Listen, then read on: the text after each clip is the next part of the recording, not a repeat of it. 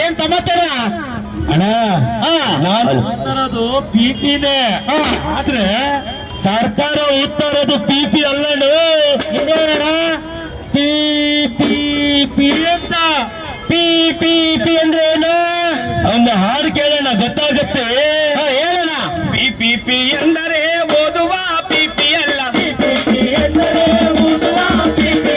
Development ಅಂದರೆ ಬಾರಿಸುವ ಡೋಲಲ್ಲ. Development ಅಂದರೆ ಬಾರಿಸುವ ಡೋಲಲ್ಲ. ಪಿ ಎಂದರೆ ಓದುವ ಪಿಪಿ ಅಲ್ಲ.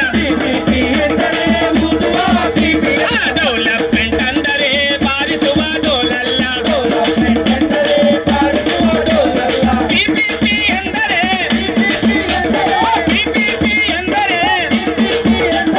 ಸರ್ಕಾರದ ಸಂಪತ್ತಲ್ಲಿ ಉದ್ಯಮಿಗಳ ದರ್ಬಾರ. ಸರ್ಕಾರದ ಸಂಪತ್ತಲ್ಲಿ ಉದ್ಯಮಿಗಳ ದರ್ಬಾರ. ಡೆವಲಪ್ಮೆಂಟ್ ಹೆಸರಿನಲ್ಲಿ ಹಕ್ಕುಗಳಿಗೆ ಡೇಂಜರು. ಹಕ್ಕುಗಳಿಗೆ ಡೇಂಜರು, ಜನ ಹಕ್ಕುಗಳಿಗೆ ಡೇಂಜರು. ಹಕ್ಕುಗಳಿಗೆ ಡೇಂಜರು, ಜನ ಹಕ್ಕುಗಳಿಗೆ ಡೇಂಜರು. ಗೊತ್ತಾಯ್ತಾ? ಅಲ್ಲಣ್ಣ, ಏನೋ ಗೊತ್ತಾಗ್ಲಿಲ್ಲ. ಪಿಪಿಪಿ ಅಂದ್ರೆ ಸ್ವಲ್ಪ ಕ್ಲಿಯರಿಟಿ ಹೇಳೋಣ. ಪಿಪಿಪಿ ಅಂದ್ರೆ ಪಬ್ಲಿಕ್ ಪ್ರೈವೇಟ್ ಪಾರ್ಟ್ನರ್ಶಿಪ್ ಅಂತ.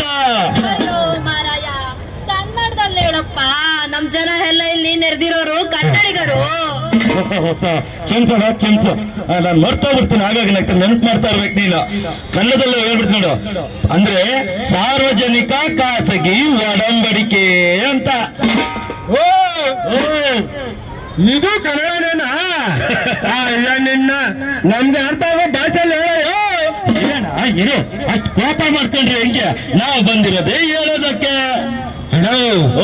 ನಮ್ಮ ಅಣ್ಣಗೆ ಸ್ವಲ್ಪ ಸಿಟ್ಟು ಜಾಸ್ತಿ, ಬೇಜಾರು ಮಾಡ್ಕೊಬಿಡೋಣ. ಮನಸ್ಸು ಬೆಣ್ಣೆ ತರಣ. ಕರಗೋಗ್ತಾ ಇತ್ತು, ನೋಡ್ತಾ ಇದ್ದೀರಣ್ಣ. ಹೌದು ನೋಡಿ, ಪಿಪಿಪಿ ಅಂತಂದ್ರೆ ಸರ್ಕಾರಿ ಹಾಸ್ಪಿಟಲ್ನ ದುಡ್ಡಿರೋರು ಕಂಪನಿಗಳವರು ಬಂದು ತಗೊಂಡು ನಾವೆಲ್ಲವನ್ನು ಫ್ರೀಯಾಗಿ ಮಾಡ್ತೀವಿ ಅಂತ ಹೇಳ್ಬಿಟ್ಟು ಆಶ್ವಾಸನೆ ಕೊಟ್ಟು ಅದನ್ನ ಸಂಪೂರ್ಣವಾಗಿ ತಮ್ಮ ತೆಕ್ಕೆಗೆ ತಗೊಂಡ್ಬಿಡ್ತಾರೆ. ಹಾಗಾಗಿ ನಾವು ಅದನ್ನೆಲ್ಲ ಉಚಿತವಾಗಿ ಕೊಡ್ತೀವಿ ಅಂತ ಹೇಳ್ತಾರೆ. ಅಂತದನ್ನ ನಾವು ಪಿಪಿಪಿ ಅಂತ ಹೇಳ್ತಾ ಇದ್ವಿ. ಎಲ್ಲ ಕೊಡ್ತಾರ. ಎಲ್ಲ ಕೊಡೋದಾದ್ರೆ ಕೊಡ್ಲಿ ಬಿಡು. ಈ ಸರ್ಕಾರಿ ಆಸ್ಪತ್ರೆಯಲ್ಲಿ ಉಚಿತವಾಗಿ ಕೊಡೋದೇ ಇಲ್ಲ. ಹೌದು ಅದನ್ನು ಸರ್ಕಾರ ಆಸ್ಪತ್ರೆಗಳಲ್ಲಿ ಡಾಕ್ಟರ್ ಇದ್ರೆ ನರ್ಸ್ ಇರಲ್ಲ, ನರ್ಸ್ ಇದ್ರೆ ಡಾಕ್ಟರ್ ಇರಲ್ಲ, ಇಬ್ಬರು ಇದ್ರೆ ಔಷಧಿ ಇರಲ್ಲ. ಅಷ್ಟೇ ಕಳ್ಳಣ್ಣ, ಸೀರಿಯಸ್ ಅಂತ ಹೋದ್ರೆ ಬೇರೆ ಕಡೆ ಹೋಗಿ ಬೇಕಂದ್ರೆ ಚೀಟಿ ಬರ್ಕೊಡ್ತೀವಿ ಅಂತ ಹೇಳ್ಬಿಡ್ತಾರೆ. ಕರೆಕ್ಟ್, ನೀವೆಲ್ಲ ಹೇಳ್ತಾ ಇದ್ರಿ. ಈಗ ಹಾಗಂತ ಮಾತ್ರಕ್ಕೆ ನಾವು ಇದ್ ಮಾಡಕ್ ಆಗತ್ತಾ? ನೋಡು, ಒಂದು ವಿಚಾರ ಹೇಳ್ತೀನಿ, ಇನ್ನೂ ಪೂರ್ತಿಯಾಗಿ ಕೇಳಿಲ್ಲ. ಹೇಳಿನ ಪೂರ್ತಿಯಾಗಿ ಕೇಳಿಸ್ಕ. ಪ್ರೈವೇಟ್ ಅವ್ರಿಗೆ ಸರ್ಕಾರದವರು ಜಾಗ ಕೊಟ್ಟು ದುಡ್ಡು ಕೊಟ್ಟು ಸವಲತ್ತು ಕೊಟ್ಟು ನೀವು ನಡ್ಸ್ಕೊಂಡು ಹೋಗ್ರಿ ಅಂತ ಹೇಳ್ತಾ ಇರೋದು. ಅಲ್ಲಣ್ಣ, ಜಾಗನು ಕೊಟ್ಟು ನಿಮ್ಗೆ ಸವಲತ್ತು ಕೊಟ್ಟು ದುಡ್ಡನ್ನು ಕೊಟ್ಟು ನಡ್ಸ್ಕೊಂಡೋಗಿ ಅಂತ ಹೇಳ್ತಾರ. ಹೌದು, ಆಜ್ಞೆ ಮಾಡ್ತಾರದು. ಪಿಪಿಪಿ ಅಂದ್ರೆ ಎಲ್ಲ ಸರ್ಕಾರನೇ ಕೊಡೋದು, ಅಧಿಕಾರ ಮಾತ್ರ ಪ್ರೈವೇಟ್ ಅವ್ರು ನಡ್ಸ್ಕೊಂಡು ಹೋಗೋದು. ಅಲ್ಲಣ್ಣ, ಎಲ್ಲ ಅವ್ರಿಗೆ ಕೊಟ್ಟು ಯಾಕೆ ನಡ್ಸ್ಬೇಕು ಅಂತ ಹೇಳ್ಬೇಕು? ಯಾಕೆ ಇವ್ರಿಗೆ ನಡ್ಸಕ್ಕೆ ತಾಕತ್ತಿಲ್ವಾ? ಅಲ್ವಾ? ಅಲ್ಲೂ ಎಲ್ಲ ಕೊಟ್ಟಾದ್ಮೇಲೆ ಅವನು ಬೇಕಾ? ನಾನೇ ನಡ್ಸಿನಪ್ಪ. ಕರೆಕ್ಟ್ ನೋಡು, ಇವಾಗ ಬಂದ್ರಿ ದಾರಿಗೆ. ಇನ್ನು ಅದಕ್ಕೆ ಹೇಳೋದು, ಇವಾಗ ಬರ್ತಾ ಇರೋ ಸರಿಯಾದ ದಾರಿಗೆ. ಈಗ ಯಾರಿಗಾದ್ರೂ ಎಲ್ಲರಿಗೂ ನೆಗಡಿ ಬಂದಿದ್ದೇನಪ್ಪ? ಬಂದಿದೆ. ನೆಗಡಿ ಬರ್ತಾ ಇರುತ್ತಣಪ್ಪ ಮೂಗಿದ್ಮೇಕ. ಅಯ್ಯೋ, ಏನ್ ಹೇಳ್ದಣ್ಣ ನೀನು? ಮೂಗಿದ್ಮೇಲೆ ನೆಗಡಿ ತಪ್ಪಲ್ಲ ಅನ್ನೋ ಗಾದೆನೇ ಐತೆ. ಅಂತದ್ರಲ್ಲಿ ನೀನು ನೆಗಡಿ ಬಂದೈತಾ ಅಂತ ಕೇಳ್ತಿದ್ಯಾ? ಅಲ್ವಾ? ಈಗ ನೆಗಡಿ ಬಂದಿದೆ ಅಂತೇಳಿ ಇಲ್ಲಿರೋರಲ್ಲಿ ಯಾರಾದ್ರೂ ಸರಿ ಮೂಗ್ ಕಟ್ ಮಾಡ್ಕೊಂಡಿದ್ದೀರಾ? ಅಣ್ಣ ಹಾ. ತಲೆಗಿಲೆ ಕೆಟ್ಟಿದ್ಯಾ ನಿನ್ಗೆ? ಹಾ. ಮೂಗೈತೆ ನೆಗಡಿ ಬರುತ್ತೆ ಅಂತ ಮೂಗ್ ಕಟ್ ಮಾಡ್ಕೊಳಕ್ ಆಗುತ್ತಾ? ಅಲ್ವಾ? ಹಾಗಂತ ಸರ್ಕಾರಿ ಆಸ್ಪತ್ರೆಯಲ್ಲಿ ಸಮಸ್ಯೆ ಇದೆ ನಿಜ. ಹಾಗಂತ ಸರ್ಕಾರಿ ಆಸ್ಪತ್ರೆ ಪ್ರೈವೇಟ್ ಅವ್ರು ಕೊಡಕ್ಕಾಗತ್ತಾ? ಹೇಗೆ ನಾವು ನೆಗಡಿಯನ್ನ ಕ್ಲೀನ್ ಮಾಡ್ಕೊಂತೀವೋ ಹಾಗೆ ಸರ್ಕಾರಿಯಲ್ಲಿ ಸಿಗುವಂತ ಔಷಧಿಗಳನ್ನ ಮತ್ತೆ ಸವಲತ್ತುಗಳನ್ನ ಸರಿಪಡಿಸ್ಕೊಂಡು ಹೋಗ್ಬೇಕು. ಅದು ಬಿಟ್ಟು ಎಲ್ಲವನ್ನು ನಾವು ಪ್ರೈವೇಟ್ ಅವ್ರು ಕೊಟ್ಬಿಟ್ರೆ ಆಮೇಲೆ ಶುರುವಾಗುತ್ತಪ್ಪ ಪ್ರಾಬ್ಲಮ್. ಏನಂತ ಪ್ರಾಬ್ಲಮ್? ಅದೇನ್ ಪ್ರಾಬ್ಲಮ್ ಅಂತೀಯ? ಈಗ ವಸ್ತ್ರಲ್ಲಿ ಗೋಣಿ ಒಗದ್ರು ಅಂತ ಗಾದೆ. ವಸ್ತ್ರಲ್ಲಿ ಮದುವೆ ಆಗಿ ಬಂದ್ಮೇಲೆ ಏನ್ ಮಾಡ್ತೀವಿ? ಗೋಣಿ ಚೆನ್ನಾಗಿ ಬಿಡಲ್ಲ, ಎತ್ಕೊಂಡು ಹೋಗ್ತೀವಿ ಒಗಿಯಕ್ಕೆ. ಆಮೇಲೆ ಕೊನೆಯಲ್ಲಿ ಏನ್ ಮಾಡ್ತೀವಿ? ಗೋಣಿನಲ್ಲ ಚೆನ್ನಾಗಿರೋದನ್ನ ಎತ್ತ ಆಚೆಗೆ ಹಾಕ್ಬಿಡ್ತೀವಿ. ಹೌದೌದು. ಅಲ್ವಾ? ಹಾಗೆ ಈಗೆಲ್ಲವೂ ಚೆನ್ನಾಗೇ ಇರುತ್ತೆ.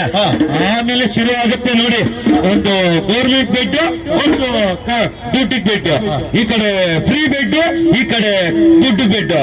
ಬರ್ತಾ ಬರ್ತಾ ಬರ್ತಾ ಫ್ರೀ ಬೆಡ್ ಯಾವ್ದು ಇಲ್ಲ ಕಂಡ್ರಪ್ಪ ಅಂತೇಳಿ ಎಲ್ಲ ದುಡ್ಡಿಗೆ ಅಂತೇಳಿ ಗೌರ್ಮೆಂಟ್ ಹಾಸ್ಪಿಟಲ್ ಹೋದ್ರೂ ನಮ್ಗೆ ಫ್ರೀ ಬೆಡ್ ಸಿಗಲ್ಲ, ಸಿಗಲ್ಲ. ಕೊನೆಗೆ ನಮ್ಮನ್ನ ಎತ್ತ ಆಚೆಗೆ ಹಾಕ್ಬಿಡ್ತಾರೆ. ಹಾಗಾದ್ರೆ ಒಂದ್ ಕೆಲಸ ಮಾಡವ, ಏನು? ನಾವು ಸರ್ಕಾರಿ ಆಸ್ಪತ್ರೆಗಳನ್ನ ಖಾಸಗಿಗೆ ಕೊಡೋದಕ್ಕೆ ಬಿಡೋದೇ ಬೇಡ. ಬೇಡ ಬೇಡ, ಹೋರಾಟ ಆದ್ರೂ ಮಾಡಿ ನಾವು ತಪ್ಪಿಸೋಣ. ಉದ್ಯಮಿಗಳ ಕೈಗೆ ನಾವು ಆಸ್ಪತ್ರೆ ಬಿಡುವುದಿಲ್ಲ.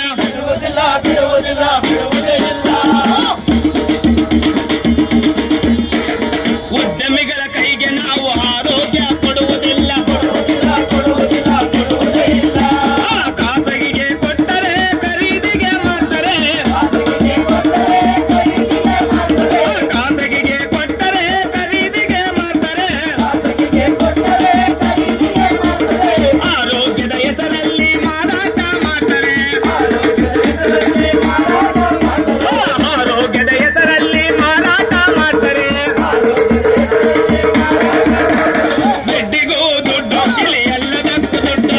ಬೆಡ್ಡಿಗೂ ದುಡ್ಡು, ಇಲ್ಲಿ ಬೆಡ್ಡಿಗೂ ದುಡ್ಡು. ಬೆಡ್ಡಿಗೂ ದುಡ್ಡು, ಇಲ್ಲಿ ಎಲ್ಲದಕ್ಕೂ ದುಡ್ಡು. ಬೆಡ್ಡಿಗೂ ದುಡ್ಡು, ಇಲ್ಲಿ ಎಲ್ಲದಕ್ಕೂ ದುಡ್ಡು.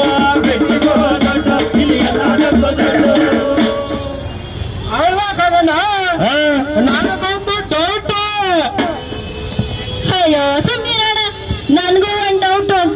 ಏನ್ ಡೌಟ್ ಹೇಳಪ್ಪ? ಅಲ್ಲಣ್ಣ, ಹಾ. ಪ್ರೈವೇಟ್ ನೀನು PPP ಅಂತ ಎಲ್ಲ ಹೇಳ್ದಪ್ಪ. ಹಾ. ಈ ಖಾಸಗಿಯವರು ಹಾ. ಸರ್ಕಾರದವ್ರ ಜೊತೆ ಸೇರಿ ಹಾ.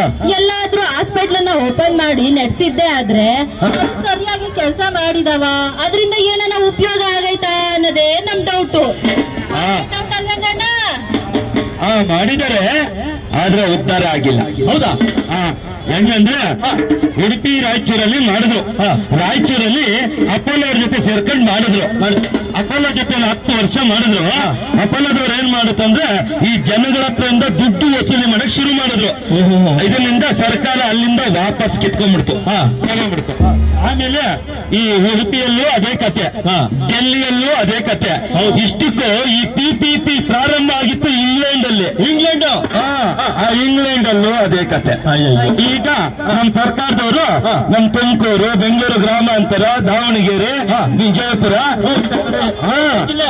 ಇದೇ ಜಿಲ್ಲೆ PPP ತರಕ್ಕೆ ಮುಂದಾಗಿದ್ದಾರೆ. ಆಯ್ತಾ? ಆದ್ರೆ ನಮ್ಮ ವಿಜಯಪುರ ಜನ ಇದಾರಲ್ಲ, ಪ್ರಜ್ಞಾವಂತರು, ಹೋರಾಟಕ್ಕೆ ಕುತ್ಕೊಂಡು 115 ದಿನಗಳ ಕಾಲ ಹೋರಾಟ ಮಾಡಿ ಸರ್ಕಾರವನ್ನ ಬಗ್ಗು ಬಡಿದು ಇಲ್ಲಿ PPP ಖಾಸಗೀಕರಣ ಬೇಡ ಅಂತೇಳಿ ಹೋರಾಟ ಮಾಡಿ ವಿಜಯವನ್ನು ಗೆಲ್ಲಿಸಿದ್ದಾರೆ. ಹಾಗಾಗಿ ವಿಜಯಪುರದ ಪ್ರಜ್ಞಾವಂತ ಜನರಿಗೆ ಒಂದ್ಸಲಿ ಜೈ ಅನ್ಬಿಡೋಣ. ಜೈ ವಿಜಯಪುರ, ಜೈ ವಿಜಯಪುರ. ಅಷ್ಟೇ ಅಲ್ಲ, ಇಲ್ಲಿನ ಹೋರಾಟ ಹೆಂಗಿತ್ತು ಗೊತ್ತಾ? ಹೆಂಗಿತ್ತಲ್ಲ ಅನೇಕರು ಬಂದ್ಬಿಟ್ಟು ರಕ್ತದಲ್ಲಿ ತಮ್ಮ ಸಹಿಯನ್ನು ಮಾಡಿದ್ರು ಸಹಿ ಮಾಡಿದ್ರು ಹಳ್ಳಿಯಿಂದಲೂ ಕೂಡ ಜಾತಿ ನೋಡ್ಲಿಲ್ಲ ಧರ್ಮ ನೋಡ್ಲಿಲ್ಲ ಆರೋಗ್ಯವು ಎಲ್ಲರಿಗೂ ಬೇಕು ಅಂತ ಹೇಳ್ಬಿಟ್ಟು ಯಾವುದೇ ಜಾತಿ ಭೇದ ಧರ್ಮಗಳನ್ನು ಮೀರಿ ಹೋರಾಟ ಮಾಡಿದ್ರು ಅಷ್ಟೇ ಅಲ್ಲ ಇನ್ನೂ ವಿಚಾರ ಕೇಳಿ ಮಾಧ್ಯಮಗಳ ಮೂಲಕ ಪ್ರಚಾರ ಮಾಡಿದ್ರು ಹಳ್ಳಿಯಿಂದ ಡಿಲ್ಲಿವರೆಗೂ ಗಡಗಡ ಅಂತ ನಡೆಸಿದ್ರು ಪ್ರತಿಫಲವಾಗಿ ಸಾಮಾಜಿಕ ಹೋರಾಟ ಶುರುವಾಯಿತು ಸಾಮರಸ್ಯದ ಹೋರಾಟ ಶುರುವಾಯಿತು ಇದೆಲ್ಲರ ಪ್ರತಿಫಲವಾಗಿ ಇವತ್ತು ನಾವು ಈ ವಿಜಯಪುರದ ಜನ ಗೆದ್ದಿದ್ದಾರೆ ಮುಂದೆ ನಾವು ಇವ್ರ ತರನೇ ವಿಜಯಪುರವನ್ನು ಆದರ್ಶವಾಗಿ ತಗೊಂಡು ನಮ್ಮ ಮುಂದಿನ ಜಿಲ್ಲೆಗಳಾಗುವಂತಹ ಅನಾಹುತವನ್ನ ಖಾಸಗೀಕರಣವನ್ನ ನಾವೆಲ್ಲರೂ ಸೇರಿ ತಡೆಗಟ್ಟಬೇಕು ಅದಕ್ಕೆ ನಾವೆಲ್ಲರೂ ಕೂಡ ಹೋರಾಟದ ಮೂಲಕ ತಡೆಗಟ್ಟಬೇಕು ಹೋಗೋಣ ಬೇಕೇ ಬೇಕು ಸರ್ಕಾರಿ ಹಾಸ್ಪಿಟಲ್